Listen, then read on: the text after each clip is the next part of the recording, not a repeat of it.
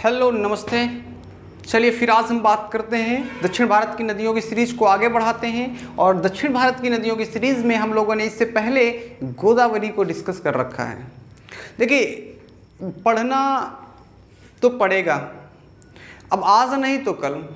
अगर आप government job तक की चाहते हो, गवर्नमेंट जॉब चाहते हो, सरकारी नौकरी चाहते हो और आपको जाना है भैया, तो जीएस तो पढ़नी पड़ेगी। इस बात से एक्सक्यूज़ नहीं किया जा सकता है कि आपका जीएस में मन नहीं लगता। साहब मन लगाना पड़ेगा, दिल लगाना पड़ेगा। और दिल लगाने के लिए देखो नदियाँ बहुत महत्वपूर्ण हो जाती हैं। नदियों से एक प्रश्न तो आता ही आता है। रिवर बहुत महत्वपूर्ण है साहब, उनसे एक प्रश्न कोई ना कोई तो बन ही जाता है। अब उत्तर भारत की नदियां यार ब्रह्मपुत्र और गंगा और सिंधु की बात कर लिए, वहाँ से भी क्वेश्चन बन सकता है। अगर नहीं बनेगा तो दक्षिण भारत की नदियों से बनेगा।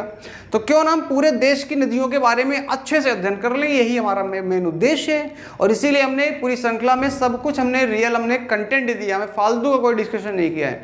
अभी गोदावरी के बारे में हम लोगों ने दक्षिण भारत की गंगा का हमने यहाँ पर वर्णन देखा हुआ है। आज इससे आगे हम नदियां जो भी होंगी उनके बारे में, जैसे महानदी हो गई, आपकी कृष्णा नदी हो गई, इन सभी नदियों के बारे में, आप कावेरी नदी हो गई, इनके बारे में आज हम लोग चर्चा करने वाले हैं। तो बिना देरी के कॉपी और पेन उठा लीजिए और झक्कास तरीके से नोट्स बनाना शुरू कर दीजिए। देखिए नोट्स बनाने का एक बहुत बड़ा फायदा है। नोट्स बनाने का फायदा ये है कि नोट्स बनाने से आपके दिमाग में जब आप लिखते हैं ना, तो टाइपिंग भी आपकी तो हो रही है ना नोट्स बनाते समय, तो वो आपके दिमाग बैठता जाता है, सेटल डाउन हो जाता है। उससे आपकी याददाश्त, मेमोरी पावर बहुत तेजी से बढ़ सकती है। चलिए पहली कंडीशन, हमारी एक नदी आपको दिख रही होगी महानदी। तो सबसे पहला क्वेश्चन यहाँ पर बनता है कि महानदी का उद्गम कहाँ से होता है। महानदी का उद्गम कहाँ से होता है? और ये आपका, तो अगर हम इसको देखेंगे तो ये छत्तीसगढ़ से निकलती है। कहाँ से निकलती है? छत्तीसगढ़ से निकलती है। इसको थोड़ा सा हमें अब यहाँ पर समझते चलना है। छत्तीसगढ़ से निकलती है। छत्तीसगढ़ में एक आपकी हिल पाई जाती है, हिल, उसी हिल से निकलती है। शहावी पहाड़ी पड़ती है इसको आप लिख सकते हैं शहावी, सिंघावी ऐसे लिख लेना, हावी पहाड़ी है। इस पहाड़ी से आपका ये नदी निकलती है। ठीक है, चलिए अब थोड़ा सा हमने बात कर लिया, ये उतना इंपॉर्टेंट नहीं है सिंघावी, फिर भी आप ध्यान रखना सिंघावी पहाड़ी है आपकी, यहाँ से नदी का उद्गम होता है। और महानदी का उद्गम कहाँ से होता है? अगर स्टेट में बात करेगा तो ये छत्तीसगढ़ से निकलती है। ये थोड़ा सा हमको ध्यान रखना है, यानी कि छत्तीसगढ़ से आपकी सिंघावी पहाड़ी से इसका उद्गम होता है। दूसरा क्वेश्चन, महानदी के बारे में हमें क्या ध्यान रखना है? महानदी कहाँ कहाँ से फ्लो के बहती है? तो उड़ीसा से छत्तीसगढ़ से निकल रही तो छत्तीसगढ़ से तो बहेगी, ये तो स्वाभाविक सी बात है। तो यहाँ पर ये नदी जो है ये आपकी छत्तीसगढ़ से बहती हुई जाती है। तो हमको इसको लिख लेना है साहब, कहाँ से निकलती है? छत्तीसगढ़ से बहती है। इसके बाद छत्तीसगढ़ से होते हुए कहाँ पहुँचती है? उड़ीसा। यानी कि दो राज्यों में नदी बहती है आपका, एक छत्तीसगढ़ में बहती है, एक आपका उड़ीसा में बहती है। क्लियर? अच्छा, उड़ीसा में बहती है यानी कि दो राज्यों में बहती है, आपकी 2 स्टेट्स में फ्लो होती है। महानदी के बारे में इंपॉर्टेंट है। चलिए उड़ीसा में आपका जाकर ये कहाँ मिल जाती है? बे ऑफ बंगाल में मिल जाती है, बंगाल की खाड़ी में मिल जाती है। बे ऑफ बंगाल यानी कि बंगाल के खाड़ी में जाकर की ये नदी मिल जाती है। अच्छा, जब ये नदी मिलती है तो उड़ीसा में आपका, अगर हम इसको देखें तो उड़ीसा में इसका क्लासिफिकेशन अगर हम करते हैं तो यहाँ पर आपका 2 जगह पड़ती है, बहुत ही फेमस है इस नदी से बारे में। 2 धारा अगर हम बात करें, पहली कंडीशन यहाँ पर एक पड़ता है संभलपुर। क्या पड़ता है? संभलपुर पड़ता है, ये ध्यान में रखना है। ये आपका किससे जुड़ा हुआ है? ये आपका जुड़ा हुआ है महानदी से, इसलिए बात कर रहे हैं। उड़ीसा में महानदी में एक संभलपुर पड़ता है और वहाँ पर एक बांध बना हुआ है, उसको बोलते हैं कौन सा बांध? हीराकुंड बांध। ये ध्यान रखना भैया। तो कितना सिस्टम से, ऐसे ही चैन वाइज आपको बनाकर चलना है, ऐसे ही चैन वाइज आपको बना करके चलना है। हीराकुंड बांध ये आपका किस नदी में बना हुआ? अगर आपसे ये पूछेगा हीराकुंड बांध किस नदी में बना हुआ है, तो याद रखिएगा ये आपका बना हुआ है किसमें? आपका महानदी में बना हुआ है। हीराकुंड बांध किस नदी में है? महानदी में। किस स्टेट में है? उड़ीसा में। और अगर थोड़ा सा जाएगा तो संभलपुर। क्या पूछेगा यार? जो पूछेगा आप सब बता सकते हो अगर आप चाहे लो तो। संभलपुर, इसके बारे में अगर चाहें तो लिख लीजिए, एक फैक्ट आप ऐड कर लीजिए, ये आपका दुनिया का सबसे लंबा बांध है। लिख लीजिएगा, यह है दुनिया का, it is a world longest dam, दुनिया का सबसे लंबा बांध है, सबसे लंबा बांध है। चलिए, ये दुनिया का सबसे लंबा बांध है, इसके बारे में हमने देखा, और इसकी कुल लंबाई लगभग कितनी है? 26 किलोमीटर है। कितनी भैया? 26 किलोमीटर है। दूसरी कंडीशन इसी में आप अगर देखेंगे तो ये किस प्रकार के बांध का उदाहरण है, ये किस टाइप का, बांध के टाइप भी है ना, तो ये जो है आपका गुरुत्वीय बांध का उदाहरण है, गुरुत्वाकर्षण के आधार पर। गुरुत्वीय, हम जब डैम पढ़ेंगे तो वहाँ इसके बारे में डिटेल में देखेंगे। ये गुरुत्वीय बांध का उदाहरण है, ये भी थोड़ा सा ध्यान में रखना है, बांध का उदाहरण है। यानी कि ये आपका गुरुत्वीय डैम के का एग्जाम्पल माना जाता है, ग्रेविटेशनल डैम के आधार पर बनता है, ग्रेविटेशनल। चलो, ये हमने थोड़ा सा देख लिया। दुनिया का सबसे लंबा बांध तो है ही आपका 26 किलोमीटर का आपका है।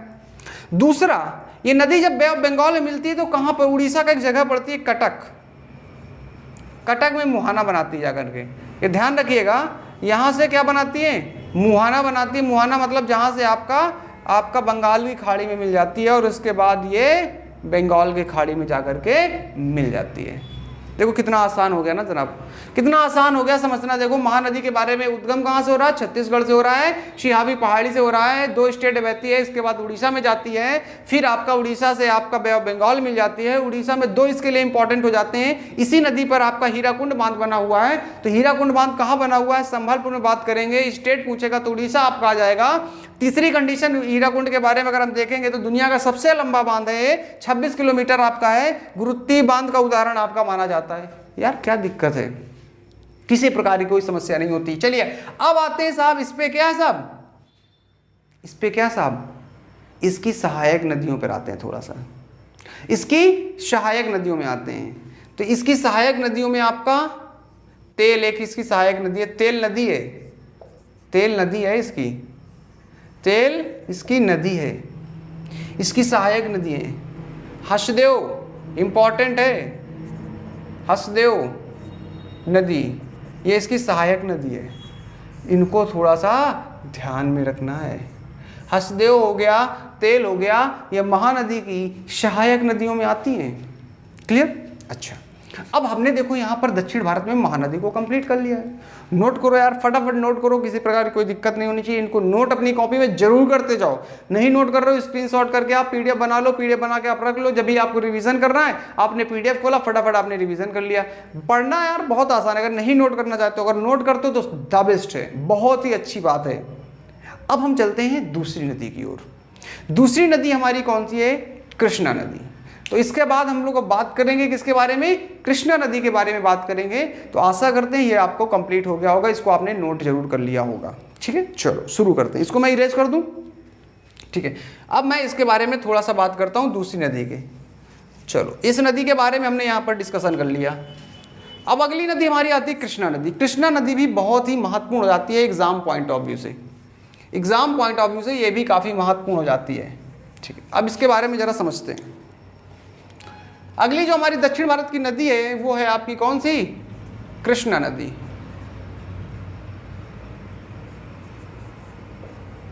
कृष्णा नदी। चलिए, पहला क्वेश्चन तो कृष्णा नदी में यही आ जाएगा, कृष्णा नदी में आपका, कि साहब इसका ओरिजिन कहां से होता है? कृष्णा रिवर, कृष्णा रिवर उद्गम कहां से होगा? उद्गम कहां से होगा? ओरिजिन।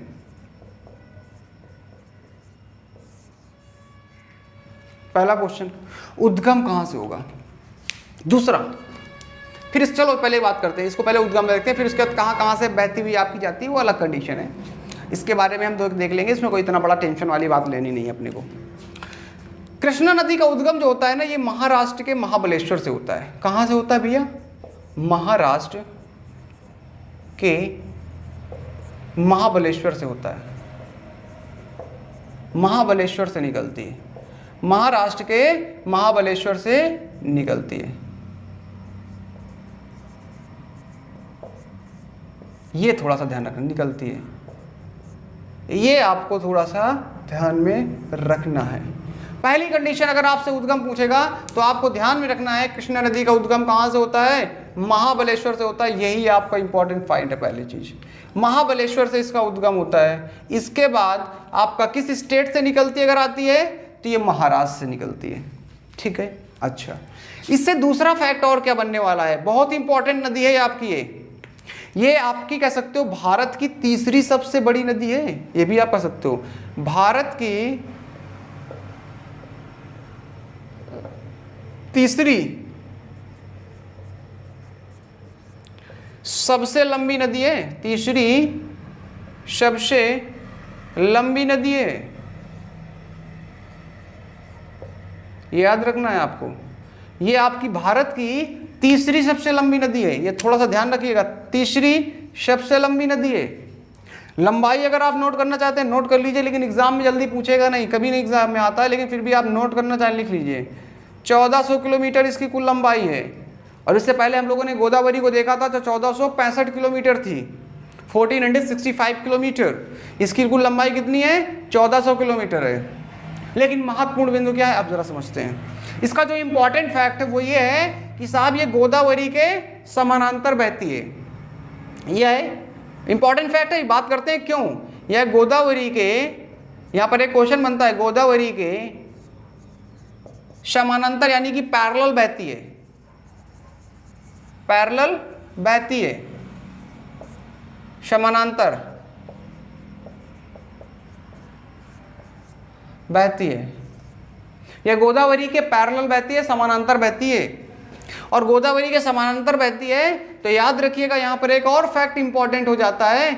अब आप सोच रहे हो इतने सारे फैक्ट धका फटाफट फैटी फैट बात कर रहे हैं, बात करना ही इंपॉर्टेंट यार, कि हमें फालतू की चीज़ों पर नहीं है। देखो पढ़ाई युद्ध की तरह मान के चलो, स्टडी आज के समय में क्या हो रहा है, युद्ध की तरह हो गई है साहब। कोई भी एग्जाम होता है साहब, करोड़ों फॉर्म पढ़ते हैं, सीट कितनी आती हैं, 10,000, 15,000, 20,000। अब आप करोड़ों की संख्या में, लाखों की संख्या में अगर आपका सिलेक्शन लेना है तो आपको भी युद्ध स्तर की तैयारी करना होगा साहब, अर्जुन की तरह लड़ना होगा साहब। बिल्कुल आपका जो निशाना है ना अपने लक्ष्य पर होना चाहिए, गोल पर होना चाहिए। अगर थोड़ा सा भी अगर गोल से हटा अपना निशाना तो फिर आप चूके और आपकी ऊपर लगने वाला है, बिगड़ गिरने वाला है साहब। क्रिकेट की तरह अगर देखना चाहेंगे ना तो आप बॉलर लगातार बॉलिंग करता जा रहा है और अगर आप बैटिंग में अगर थोड़ा सा भी फिसले तो आपका स्टंप ले उड़ा साहब। उसी प्रकार आपका एग्जाम हो चुका है। तो भी अपने को बिल्कुल ध्येय बना कर रखिए, कंसंट्रेट रखिए अपने गोल पर और चीज़ों को पढ़ते चाहिए, मजे के साथ आप एंजॉय के साथ पढ़िए। दूसरा आपका ये आपका क्या बनाती है साहब, इसके बारे में एक इंपॉर्टेंट फैक्ट है, वो ये आपका कि साहब ये आपका गोदावरी और जो कृष्णा नदी है इसके बीच का जो कुछ मैदानी क्षेत्र है वो बेसिन बनाता है, केजे बेसिन, ठीक है ना। इसको आप लिख सकते हो यहाँ पर, कृष्णा और गोदावरी, गोदावरी दोनों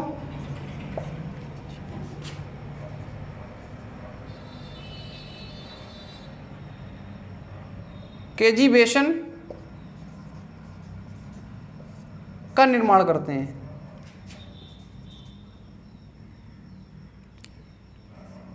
अब इससे रिलेटेड क्या है, निर्माण करता है। एक्चुअली दोनों नदियों के बीच में एक आप उपजाऊ क्षेत्र पड़ता है, क्योंकि नदियां साहब तो ये साहब का क्या है, ये बहुत उपजाऊ क्षेत्र है, उपजाऊ क्षेत्र।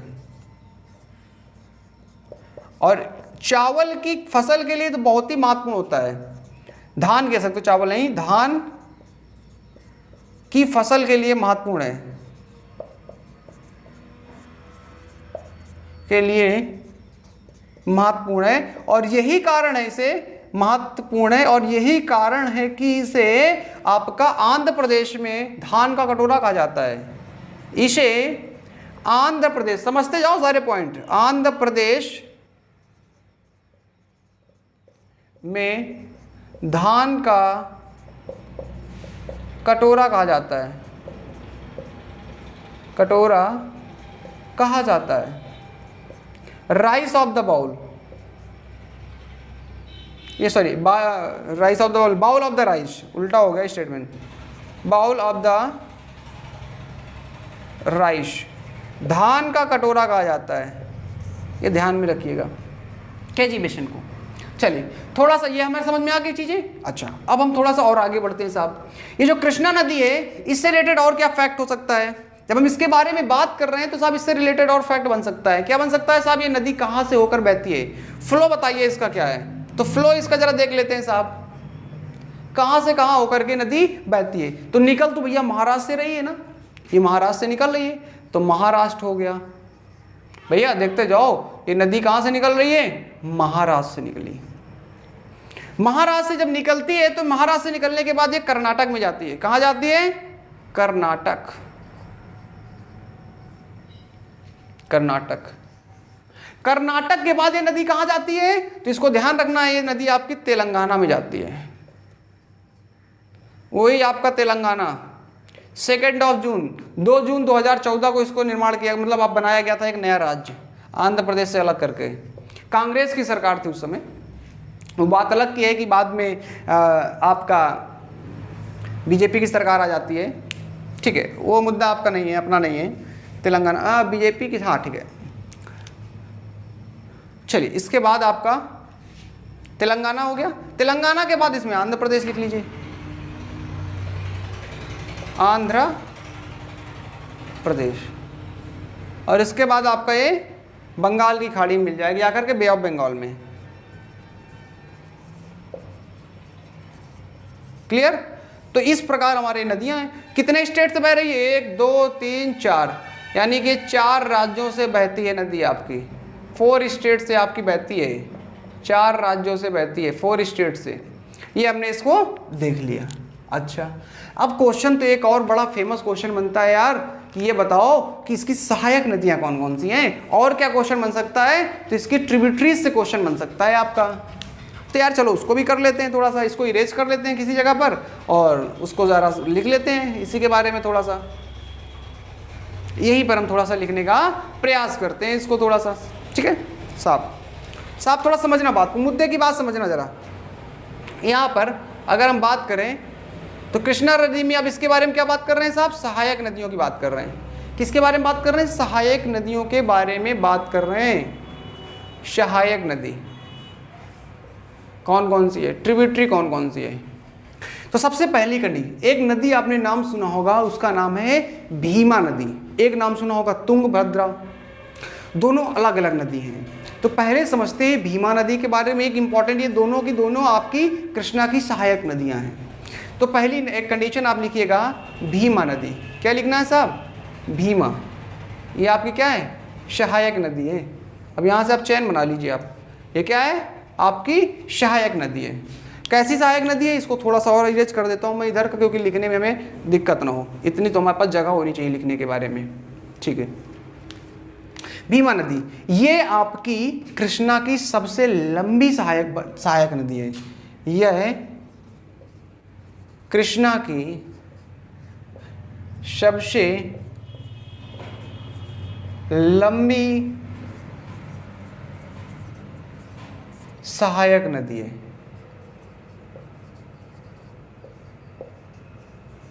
ये कृष्णा की सबसे लंबी सहायक नदी है आपकी। कौन सी है? आपकी भीमा नदी है। ये क्लियर हो गया पॉइंट। एक नदी है इसकी सब क्या आपकी? तुंगभद्रा है। कैसे, कौन सी नदी है? तुंगभद्रा। ये तुंगभद्रा नदी जो है, इसके बारे में जरा पॉइंट समझते हैं क्या है। ये कृष्णा की सबसे बड़ी सहायक नदी है। दोनों में आपका अंतर है, एक लंबी अलग होगी, बड़ी। तो ये आपकी जो है ना, ये कृष्णा की, यह है कृष्णा की सबसे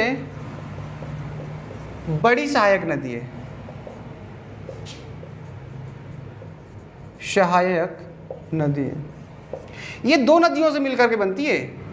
यहां 2 नदियां हैं, तुंग नदी और एक भद्रा नदी। इन दोनों के नदियों के मिलने से बनती है आपकी, याद रखिएगा। तुंग नदी और भद्रा नदी, इन दोनों के मिलने से तुंगभद्रा नदी बनती है। ये याद रखिएगा, तुंगभद्रा नदी आपकी जो है, ये आपकी कैसे बन रही है साहब? तुंग और भद्रा 2 नदियों के मिश्रण से बन रही है। मतलब मिश्रण नहीं, दोनों के मिलन से बन रही है। इन दोनों के नदियों के मिलन से आपकी बनती है और एक कृष्णा की सबसे बड़ी सहायक नदी है। अब देखो, ये हमने देख लिया, इसके बाद कुछ और छोटी छोटी नदियां हैं यार, जो किसकी, इसकी सहायक नदियां, उनके बारे में अगर हम लिखना चाहें तो यहाँ लिख लीजिए अन्य सहायक नदियां। अन्य सहायक नदियां बहुत आसान है, जिनमें से एक आपकी बहुत पूछी जाती है, एग्जाम में बहुत ज़्यादा आती है उसके बारे में, तो ज़रा उसके बारे में समझते हैं। पहली कोयना नदी, कोयना के बारे में पूछा जाता है। कोयना जो नदी है ना, वो आपकी कृष्णा की सहायक नदी है, याद रखिएगा। कोयना नदी जो है वो आपकी कृष्णा की सहायक नदियों में से माना जाता है, इसके बारे में आप याद रखिएगा, ठीक है। एक आपकी नदी जो है वो आपकी इसकी कृष्णा की एक नदी और है आपकी घटप्रभा। घटप्रभा, ये ध्यान रखिएगा, घटप्रभा ये आपकी कृष्णा की ही सहायक नदी है। कृष्णा की सहायक नदी है कौन सी, घटप्रभा, ये ध्यान में रखना है आपको। इसके बाद इसमें एक और सहायक नदी इसकी आपकी आती है दूधगंगा। दूधगंगा, दूधगंगा भी इसकी क्या है, सहायक नदी है आपकी, इसको लिख लीजिएगा। दूधगंगा भी इसकी क्या है साहब, सहायक नदी है। तो ये आपकी कुछ सहायक नदियाँ, इनके बारे में अगर आप थोड़ा सा समझते चलोगे तो मज़ा आ जाएगा। इसके बाद आपका एक नदी और है इसमें सहायक नदी, उसको भी लिख लेते हैं यहाँ पर, पंचगंगा। कौन सी साहब है, पंचगंगा, ठीक है। ये आपकी एक सहायक नदी हो गई, पंचगंगा हो गई, घटप्रभा हो गई, दूधगंगा हो गई, कोयना हो गई, आपकी तुंगभद्रा हो गई, भीमा हो गई। ये सारी की सारी कृष्णा की सहायक नदियों में आपको गिना जाता है, इसको आपको ध्यान में रखना है। आशा करते हैं कृष्णा नदी आपको अच्छे से समझ में आया होगा, मज़े से समझ में आया होगा, ठीक है। चाहे तो इस पर छोटे से एक टॉपिक और ले लेते हैं, समय आई थिंक मुझे लग रहा है लगभग हो गया होगा, फिर भी थोड़ा सा इसको और बढ़ा देते हैं। इतना ही रखते हैं, नहीं तो फिर थोड़ा सा लॉन्ग हो जाएगा, फिर टाइम एक्सीड हो जाएगा, आधे घंटे के ऊपर हो जाएगा। तो मुझे लगता है कि यहाँ पर हमको लोगों को इतना ही रखना चाहिए। नेक्स्ट वीडियो में हम लोग बात कर लेंगे किसके बारे में, कावेरी नदी के बारे में, नर्मदा नदी के बारे में, माही रिवर के बारे में, इन सब के बारे में अगले उसमें वीडियो में लोगों को डिस्कस कर लेना चाहिए। अभी ज़्यादा लंबा इसको नहीं करते हैं, नहीं लंबा होने पर क्या होगा ना, फिर थोड़ा दिक्कत हो जाएगी, आप लोगों को कोई दिक्कत होगी, मुझे कोई दिक्कत नहीं है। यहाँ है तो अभी 5 मिनट में कर लेते हैं इसको जल्दी से, चलो थोड़ा सा कर लेते हैं, 5 मिनट में स्पीड के साथ करते हैं, ठीक है ना, 5 मिनट इसको स्पीड के साथ कर लेते हैं, चलो कोई दिक्कत वाली बात नहीं है। हमारा क्या अगला, कावेरी नदी ले लेते हैं साहब। कावेरी नदी, ये तो समझ में आ ही गया होगा यार, ये तो मुझे लग रहा है समझ में आ गया होगा, कोई दिक्कत नहीं जा रही होगी इसमें, कोई दिक्कत नहीं जा रही होगी इसमें, और आपको समझ में आ रहा होगा। और ठीक है, इसके साथ साथ में आप लोग हमारे इसमें आप चैनल में आप करंट अफेयर की भी देख सकते हैं वीडियो, करंट अफेयर के वीडियो भी हैं, पॉलिटी का वीडियो भी आपको मिलेगा, और साथ ही साथ आपका हम लोग बात करने वाले हैं इस पे मॉडर्न हिस्ट्री का भी है। और अब तो बिल्कुल बिंदास तरीके से हम लोग डिस्कस करेंगे कि बहुत ही जल्द डिजिटल बोर्ड हम लोग लेके आ रहे हैं, किसी तरह मैनेज कर रहे हैं, बस इसीलिए क्योंकि पढ़ाना है तो पढ़ाना है, चीज़ों को आप तक पहुंचाना है, अपनी कनेक्टिविटी आप तक बनाना है, तो बस यही है। तो देखते हैं कितनी जल्दी आता है और कैसे हमारा काम शुरू हो जाएगा कार्यक्रम उधर। अच्छा खासा अमाउंट उसमें लग रहा है, लेकिन फिर भी देख रिस्क है, तभी इस पे बात करते हैं। दक्षिण भारत की नेक्स्ट जो नदी है, एक नदी आपकी, हम इसको यहाँ पर ले लेते हैं कावेरी नदी, ठीक है, थोड़ा सा ले लेते हैं, जल्दी से देखते हैं, बात करते हैं। कावेरी नदी इम्पॉर्टेंट है ये आपकी एग्जाम के लिए बहुत ज़्यादा, क्योंकि हमेशा चर्चा में रहती है। आपने नाम सुना होगा, बहुत ही फेमस आपका, ये नदी अक्सर विश्व स्तर पर चर्चा में रहती है, भारत में की बात नहीं कर रहा हूँ, ये पूरे विश्व स्तर में चर्चा में रहती है हमेशा, क्योंकि नदी आपकी इसका जल सूख रहा है और प्रदूषण से संकट, इस समय सबसे ज़्यादा संकट इसका क्या, प्रदूषण है। ये आपका मतलब इसमें पॉल्यूशन बहुत ज़्यादा हो रहा है, पॉल्यूटेड आपका कंटेंट इसमें ज़्यादा फैल रहा है, इसके तो नदी विलुप्त भी होती जा रही है, और समस्या है जल का, और जल अगर जाएगा तो वहाँ पे रहने वाले आसपास क्षेत्रों में बड़ी दिक्कत है, तो इस पर बड़ा वर्क चल रहा है। चलिए पहली कंडीशन अगर हम देखें इसके बारे में, तो ये साहब आपकी पश्चिमी घाट से ही निकलती है, पश्चिमी घाट से निकलती है, जरा इसके बारे में देख लेते हैं साहब। तो 2-3 चीज़ें, पहले तो हमें क्या समझना होगा, उद्गम, फिर वही चीज़ है, उद्गम पता होना चाहिए साहब, फिर इसके बाद इसकी सहायक नदियाँ क्या हैं ये पता होना चाहिए। कुछ पॉइंट आप समझ लीजिए कि हमें पढ़ना कैसे है। सहायक नदियाँ, इसके बाद आपको पता होना चाहिए साहब वे फ्लो कहाँ से करती है। अगर ये आप 3 चीज़ें समझ लोगे, इसके बाद हमारे तो पॉइंट बनने हैं, ठीक है। चलिए पहली कंडीशन, इसके बारे में उद्गम तो देखेंगे, लेकिन उससे पहले कुछ फैक्ट आपको समझना होगा। फैक्ट यूं समझना होगा कि ये जो नदी है ना, इसे दक्षिण भारत की गंगा कहा जाता है। हमने एक पॉइंट गोदावरी में ये पढ़ा था कि दक्षिण की गंगा कहा जाता है, किसको? गोदावरी को कहा जाता है। इसे दक्षिण भारत की गंगा कहा जाता है। तो सबसे पहला पॉइंट तो ये कि इसको आपको स्टार बना के लिख ही लेना यहाँ पर आपका, इसे दक्षिण भारत की गंगा कहा जाता है। दोनों में बहुत बड़ा अंतर है। दक्षिण भारत की गंगा कहा जाता है और एक होता है दक्षिण की Ganga, south, Ganga of south. ये क्या है? ये गंगा ऑफ साउथ इंडिया है, दक्षिण भारत की गंगा कहा जाता है। एक्चुअली में जो भारत की गंगा है ना, वो पवित्र है। पवित्र गंगा मतलब हम उसको क्या बोलते हैं? माँ का दर्जा देते हैं, पवित्र उसको स्थान दिया जाता है हमारे धार्मिक ग्रंथों में भी, और ऐसे भी हमारे धर्म में, हमारे समाज में, हमारे संस्कृति में। सेम थिंग दक्षिण भारत में उसी तरह की पवित्र नदी मानी जाती है दक्षिण भारत की, इसीलिए इसको गंगा कहा जाता है।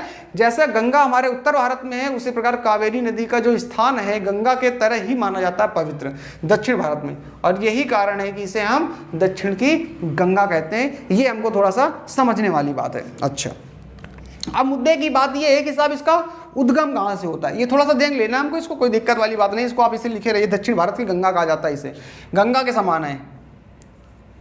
इसको लिख लो, चाहे लिखना हो, गंगा के समतुल्य, समतुल्य, ठीक है। चलो अब आते हैं उद्गम पे। उद्गम इसका कहां से होता है? तो याद रखिएगा, इसका उद्गम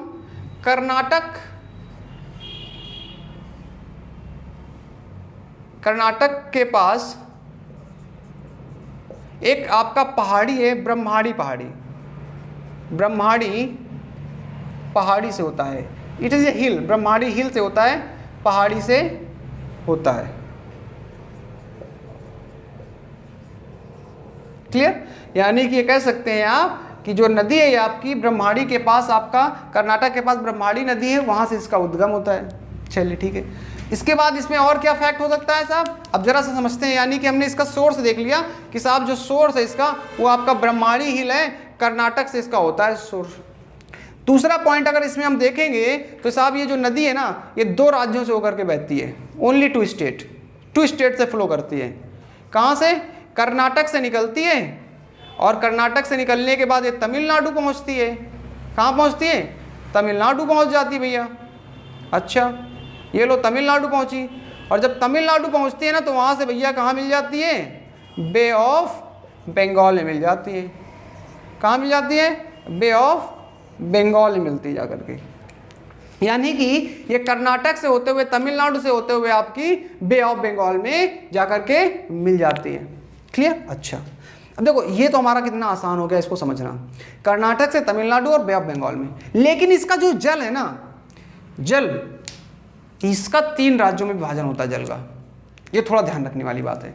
इसका जो जल है ये आपका 3 राज्यों में विभाजित होता है, या इसको ऐसे नहीं लिख सकते हैं, लिखना चाहो लिख लो आपको इसका, केरल, तमिलनाडु और आपका कर्नाटक। केरल में बहती नहीं है लेकिन इसका जल विभाजन होता है, तो आप यहाँ लिख सकते हो जल विभाजन, लिख लो। अच्छा, यहाँ पे 3 राज्यों में है साहब, और कई बार कावेरी और कृष्णा में विवाद रहता है। इन्हीं में से जल को विभाजन को लेकर के विवाद रहता है। केरल है साहब, कर्नाटक है और तमिलनाडु है। ठीक है, 3 राज्यों में का होता है। अब कंडीशन याद रखिएगा, और इस नदी का, कावेरी नदी का जो सर्वाधिक जल है वो कौन सा राज्य प्रयोग करता है? याद रखिएगा, तमिलनाडु सर्वाधिक जल का प्रयोग करता है। ये भी थोड़ा ध्यान रखना है, सर्वाधिक जल का प्रयोग करता है।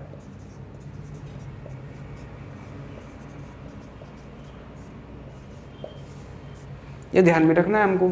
यानी कि तमिलनाडु यहाँ पर क्या करता है? सर्वाधिक जल का प्रयोग करता है भैया। चलिए ठीक है, तो ये हमारे कुछ इससे रिलेटेड पॉइंट हो गए। अब इससे रिलेटेड हमारी क्या है साहब? लास्ट पॉइंट ये बचता है साहब, इसकी सहायक नदियां बताओ भैया क्या क्या है। टाइम भी हो रहा है, थोड़ा जल्दी से बात कर लेते हैं। सहायक नदियां कौन कौन सी हैं? तो सहायक नदियों में इसकी आपकी एक आपने नाम सुना होगा, अकरावती। अकरावती एक नदी है, सहायक नदी है। तो इसकी सहायक नदियों में से पहला पॉइंट आप लिख सकते हैं, इसकी सहायक नदियों में अकरावती इसकी एक सहायक नदी होती है। अकरावती, ये एक नदी है, अकरावती एक नदी है जो आपकी सहायक नदी है, ठीक है ना। इसके साथ ही साथ आपको कंफ्यूजन ये हो रहा होगा कि यार अकरावती सहायक नदी है कि अमरावती है, अमरावती भी इसकी एक सहायक नदी है, तो दूसरा आप यहां पर लिख लीजिएगा स्टार बना के पॉइंट, अमरावती। ये दोनों इसकी सहायक नदियां हैं। कई बार कंफ्यूजन हो जाता है, ठीक है ना। वती वर्ड अगर आए तो कंफ्यूजन को याद रखना, जहां पे वती वर्ड आए ना वो लगभग आपकी कावेरी की सहायक नदियां हैं। इसी प्रकार इसकी एक और सहायक नदी है, इसको आप लिख सकते हो हेमावती। कौन सी? हेमावती। देखो यहां भी वती आ गया, तो वती वर्ड जहां पे आए वो किसकी सहायक नदी है? इसकी है। क्लियर है? क्लियर है पॉइंट ना। और जहां पे गंगा वर्ड आ जाए, चाहे दूध गंगा हो गया, देखो जैसे था, ठीक है ना, वो किसकी सहायक नदी होगी? वो आपकी कृष्णा की होगी। तो इस प्रकार हम लोगों ने यहाँ पर थोड़ा सा इसके बारे में देखा हुआ है। चलिए, तो अब हमको ऐसा लगता है कि ये टॉपिक भी आपको काफी हद तक क्लियर हो गया होगा। कावेरी नदी हो गया होगा, कृष्णा नदी हो गया होगा, इससे पहले हम लोगों ने महानदी के बारे में देखा, ये आपके बेसिक नदियां हो गई। गोदावरी तो क्लियर हम लोगों ने पहले वाले वीडियो में देखा था। इससे पहले वाले वीडियो में आप जाइए, गंगा, आपका सिंधु नदी, ब्रह्मपुत्र नदियों का पूरा एक एक वीडियो में हमने सब कुछ कवर अप कर लिया है। इसके बाद बस लगातार आपको वीडियो मिलते रहेंगे। अब तो डिजिटलाइजेशन धीरे धीरे हो रहा है, जितनी जल्दी डिजिटल बोर्ड आता है आगे की बात करेंगे, मजे के साथ पढ़ेंगे। और फिर आपको प्लानिंग बताने वाला हूँ कि कैसे हमारी पढ़ाई शुरू होने वाली है डिजिटल बोर्ड में, और बहुत सारी चीज़ों के साथ में लेकर आ रहा हूँ। जो आपको पेड मिलता है वो सब फ्री दिया जाएगा, जो पेड मिलेगा सब फ्री दूंगा, यहाँ पर सारी कंडीशन बात करूँगा, ठीक है। तो बस बिंदास तरीके से पढ़ते रहिए, मजे के साथ पढ़ते रहिए। अपने विचार कमेंट सेक्शन में जरूर बताइए, ठीक है। और किस टॉपिक पे, सब्जेक्ट पे आप चाहते हो उसकी सीरीज भी मैं शुरू करूंगा। जल्दी आपके साथ जुड़ने वाला हूं, एक लंबे समय के लिए, बहुत तेजी के साथ में, ज़्यादा समय के लिए पर डे। मिलते हैं अगले वीडियो में, तब तक के लिए नमस्कार, जय हिंद।